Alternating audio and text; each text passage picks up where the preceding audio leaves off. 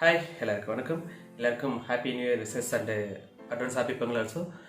இன்றைக்கி நம்ம என்ன கண்டென்ட் பார்க்க போகிறோம் அப்படின்னு பார்த்தோம்னா, நிறைய பேர் கமெண்ட்ஸில் வந்துட்டு சின்ன சின்ன கொஸ்டின்ஸ் தான் கேட்டிருக்காங்க. அதுக்குன்னு தனியாக நம்ம ஒரு வீடியோ போட முடியுமா அப்படிங்கிறது கொஞ்சம் டவுட் தான். ஸோ அதுக்கான வீடியோ தான் இது. ஸோ கண்டென்ட்டுக்குள்ளே போவோம். ஓகே,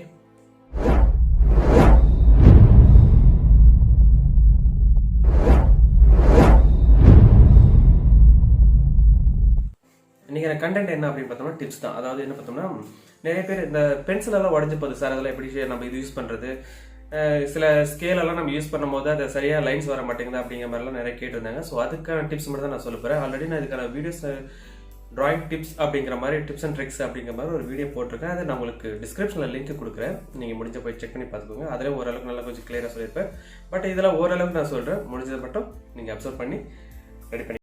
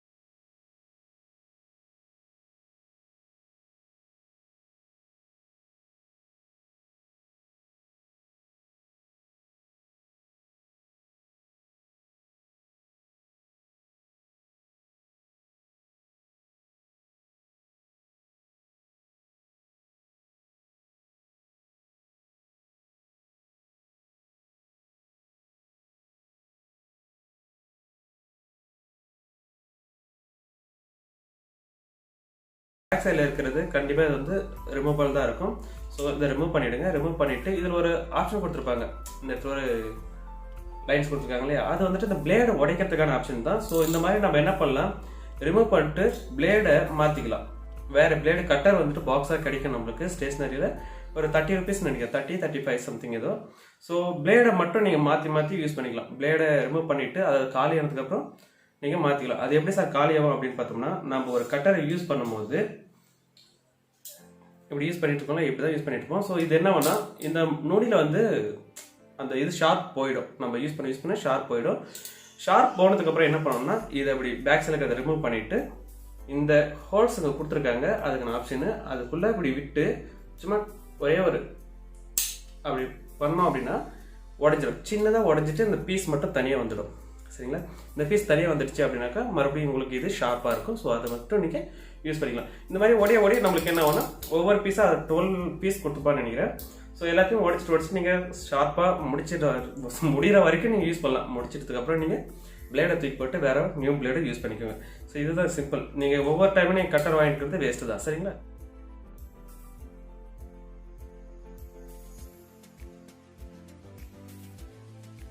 நெக்ஸ்ட் எரேசர் பார்த்தோம்னா, நம்ம ஸ்டூடெண்ட் எல்லாருமே யூஸ் பண்ணுறது ஒன்று தான். எப்போவுமே ஸ்டூடெண்ட்டு எரேசர் இருந்துக்கிட்டே இருக்கும். சில பேர்கிட்ட வீட்டில் இருக்கிறவங்க, நம்ம எஜுகேஷன் ரிலேட்டடாக இருக்கிறவங்க கண்டிப்பாக எரேசர் வச்சுருப்பீங்க. ஸோ அப்போ என்ன பண்ணணும் அப்படின்னா, உங்களுக்கு தேவையான எரேசர் எதுன்னு கரெக்டாக தெரிஞ்சு வச்சுக்கோங்க. நம்ம எப்பவுமே எரேசர் வாங்கும்போது ரொம்ப ஹார்டாக இருக்கக்கூடாது. இப்படி ப்ரெஸ் பண்ணோம் அப்படின்னா நல்லா ஸ்மூத்தாக இருக்கணும். அந்த மாதிரி பார்த்து வாங்குங்க. இப்படி ஃப்ளெக்ஸ் பண்ணாலும் ஃப்ளெக்சிபிளாக இருக்கணும். ஸோ அதெல்லாம் கொஞ்சம் பார்த்து வாங்குங்க. சிலது எல்லாமே இந்த ஒயிட் கலரில், அதாவது ஒயிட் கலர் இருந்தால் கொஞ்சம் ஸ்மூத்தாக இருக்கும் அப்படிங்கிறது உண்மைதான். பட் நிறைய எரேசர் சும்மா அது ஒரு கெமிக்கல் மிக்ஸ் பண்ணி ரொம்ப ஹார்டாக இருக்கும். அது நம்ம ரப் பண்ணும்போது என்ன ஆகும்னா அந்த லெட்டர்ஸோட சேர்ந்து இல்லை டிராயிங்கோட சேர்ந்து அப்படியே ஃபுல்லாக அழுக்கு மட்டும் தான் பண்ணுமே தவிர அழிக்க வர முடியாது. ஸோ இதில் அப்சரா நான் யூஸ் பண்ணிட்டு இருக்கேன், இது பார்த்தீங்கன்னா தெரியும். ஓகே, இந்த அப்சராவில் பார்த்தோம்னா நான் 5 rupees தான் வாங்கினேன், பாதி காலி பண்ணியாச்சு. அது வரைக்கும் நான் சும்மா அப்படியே அந்த ரிமூவ் பண்ணிட்டு கொஞ்சம் கொஞ்சமாக யூஸ் பண்ணிட்டு இருக்கேன்.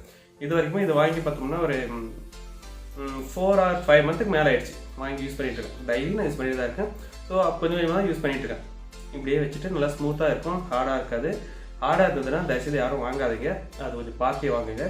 குழந்தைங்களுக்கு கலர் கலராக இருக்கும் எரேசர்ஸ், நல்லா அந்த பொம்மைங்க மாதிரி எல்லாம் கொடுத்துருப்பாங்க இல்லையா, அதுவுமே வந்து கொஞ்சம் சாஃப்டாக இருந்துச்சுன்னா கொஞ்சம் பார்த்து வாங்குங்க. ரொம்ப ஹார்டாக இருந்துச்சுன்னா அது அழிக்கிறது ரொம்ப கஷ்டமாக இருக்கும். உங்களுக்கு ட்ராயிங்காக வந்து லெட்டர்ஸுமே வந்துட்டு ரைட் பண்ணதுக்கப்புறம்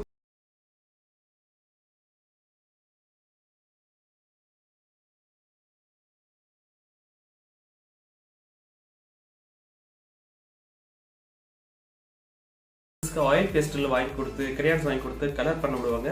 ஸோ அப்போ நம்ம கலர் பண்ணும்போது சில பேரோட ஆயில் பேஸ்டில் என்ன வேணா சும்மா அப்படியே தூள் தூளாக உடஞ்சி போயிட்டே இருக்கும். அதுக்கு ரீசன் என்ன அப்படின்னு பார்த்தோம்னா அதில் ஆயில் இருக்காது.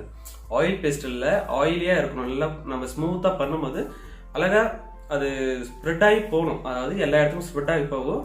சம்டைம் என்ன ஆகும்னா அது பவுடர் மாதிரி உடஞ்சி போகும். அதுக்கு ரீசன் என்ன ஆகும்னா அதில் ஆயில் இல்லை. சம்டைம் வந்துட்டு அந்த ஆயில் பேஸ்டில் நல்லா சன்லைட்டில் படுற மாதிரி எங்கேயாச்சும் வச்சிருப்பாங்க, நல்லா ஹாட்டான பிளேஸில் வச்சிருப்பாங்க. ஸோ அந்த மாதிரி இடத்துல வைக்கும் போது அதில் இருக்கிற அந்த ஆயில் எல்லாம் போயிடும், ஸோ வேஸ்ட் ஆகிடும். ஸோ அதுக்கு நீங்கள் என்ன பண்ணணும் அப்படின்னாக்கா, நம்ம கடையிலேருந்து வாங்கும் போதே கடையிலேருந்து வாங்கும் போதே இது வந்து டோம்ஸ் ஆயில் பேஸ்டல். ஓகே, இதோட மேனுஃபேக்சர் டேட்டு ரீசெண்டாக தயாரித்த மாதிரி இருக்கணும், அதை பார்த்து நீங்கள் வாங்குங்க.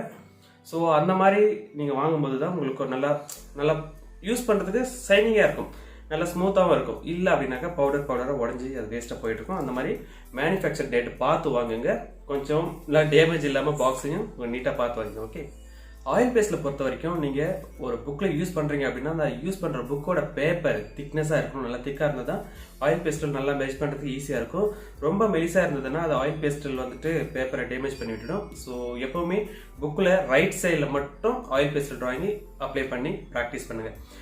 ரைட் சைட்லன்னா அதாவது ஒரு பேப்பர் புக் ஓப்பன் பண்ணுறோம்னா ரைட் சைடில் மட்டுமே டிராயிங் பண்ணுங்க ஆயில் பேஸ்டில் பொறுத்த வரைக்கும். அடுத்த பேப்பர் யூஸ் பண்ணும்போது மறுபடியும் ரைட் சைடை மட்டும் யூஸ் பண்ணுங்க, லெஃப்ட் சைடு யூஸ் பண்ணுங்க.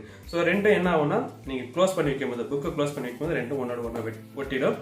அதுவும் இல்லாமல் நீங்கள் ரைட் சைட்லேயே பண்ணாலுமே டிராயிங் ஃபினிஷ் பண்ணதுக்கப்புறம் அது மேலே ஒரு நியூஸ் பேப்பரோ இல்லை ஒரு ஆயில் ஷீட்டோ இல்லை வேற ஏதாச்சும் கவர் போட்டு நல்லா அழகாக நீட்டாக க்ளோஸ் பண்ணிவிட்டு அதுக்கப்புறம் அடுத்த பேஜஸ் ஓப்பன் பண்ணுங்க. இல்லைன்னா அந்த புக்கை நல்லா ப்ரெஸ் பண்ணி ஒட்டும் போது என்ன ஆகுனா நெக்ஸ்ட் டே நீங்கள் ஓப்பன் பண்ணும்போது ரெண்டும் அப்படியே பஞ்சாயி நிற்கும், 1 by 1 பஞ்சாயி நிற்கும். ஸோ புக்கு ரொம்ப அசிங்கமாக போயிருக்கும். அதெல்லாம் நீங்கள் அவாய்ட் பண்ணிக்கோ மேக்ஸிமம் முடிஞ்ச வரைக்கும். ஓகே,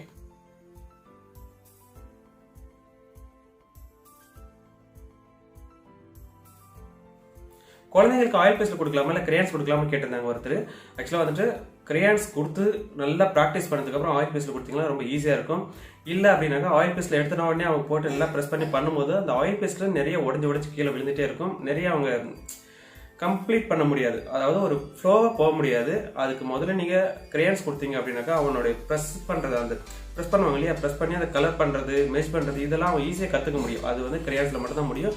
டேரெக்டாக நீங்கள் ஆயில் பேஸ்டில் பண்ணீங்க அப்படின்னா குழந்தைங்களுக்கு கொஞ்சம் கஷ்டமாக இருக்கும். ஸோ எப்பவுமே கிரையான்ஸ் யூஸ் பண்ணிவிட்டு அதுக்கப்புறம் ஆயில் பேஸ்ட் யூஸ் பண்ணுங்கள், அதுதான் கரெக்டான ஒன்று. ஓகே, நம்ம எப்பவுமே டிராயிங் பண்ணும்போது ரொம்ப முக்கியமான ஒன்று, நம்ம டிராயிங் பண்ணுற பிளேசஸ் ரொம்ப நீட்டாக இருக்கணும். நீங்கள் பேப்பரில் பண்ணுறீங்க, அதாவது ஒரு டிராயிங்கை ஒரு பேப்பரில் கட் பண்ணி வச்சு நீங்கள் நீட்டாக அழகாக பண்ணுறீங்க அப்படின்னா அதோடைய பேக் சைடில் பார்த்தோம்னா சில டைம் அழுக்காக இருக்கும். அதுக்கு ரீசன் என்ன பார்த்தோம்னா நம்மளுடைய டஸ்ட்டுங்க, நம்ம என்ன கலர்ஸ் யூஸ் பண்ணுறோம் அது மேலே இந்த டஸ்ட்டுங்க இதெல்லாம் டேபிள் அங்கங்கே ஒட்டி இருக்கும். இந்த ஆயில் பேஸ்டில் கிரையான்ஸ் இல்லை பென்சிலோடைய அந்த நிப்பு படுற இடம் இதெல்லாம் அங்கங்கே அழுக்காக இருக்கும். ஸோ அந்த மாதிரி டைமில் நீங்கள் என்ன பண்ணுங்கள், முடிஞ்ச வரைக்கும் ஒரு ஈர துணி வச்சு தொடச்சிட்டு அதுக்கப்புறம் அது மேலே வச்சு பேப்பர் வச்சு நீங்கள் டிராயிங் பண்ண ப்ராக்டிஸ் பண்ணிக்கோங்க.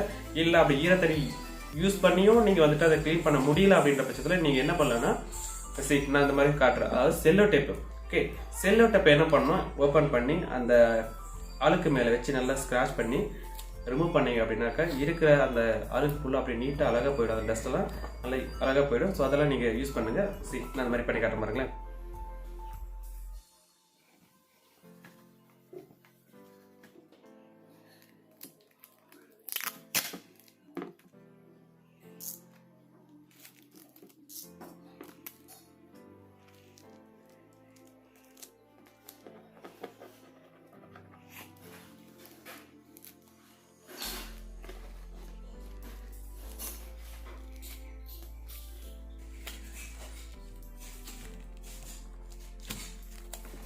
ஓகே, இந்த மாதிரி நீங்கள் க்ளீன் பண்ணிக்கலாம்.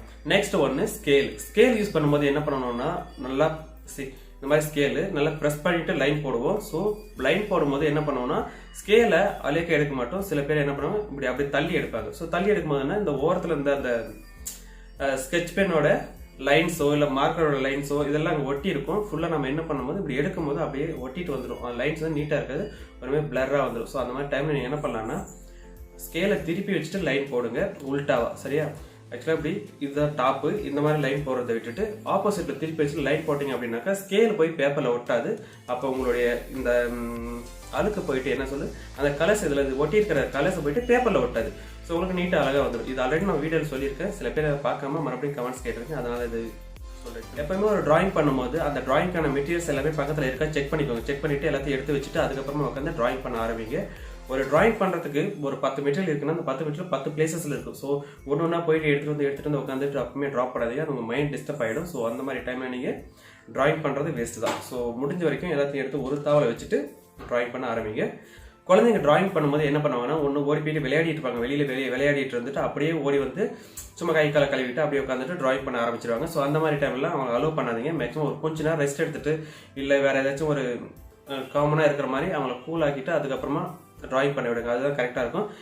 அவங்க விளையாடிட்டு இருந்த அந்த மைண்ட் செட்டப் அப்படியே இருக்கும். இல்லை எங்கேயாச்சும் சண்டை போட்டிருப்பாங்க, நல்லா கத்தி பேசியிருப்பாங்க, கொஞ்சம் கோபமாக இருந்திருப்பாங்க. ஸோ அந்த மைண்ட் செட்டப் அது அப்படியே இருந்தது அப்படின்னா அவங்க டிராயிங் பண்ணும்போது அந்த டிராயிங்கில் அதை காட்டுவாங்க. ஸோ அதெல்லாம் கொஞ்சம் அவாய்ட் பண்ணிக்கோங்க. முடிஞ்ச வரைக்கும் நல்லா ரிலாக்ஸாக இருக்கும்போது ஃப்ரீயாக நல்லா ஃபுல் மைண்டோட உட்காந்து ட்ராப் பண்ணுங்கள். கண்டிப்பாக எந்த டிராயிங் வந்து ஈஸியாக அழகாக கம்ப்ளீட் பண்ண முடியும்.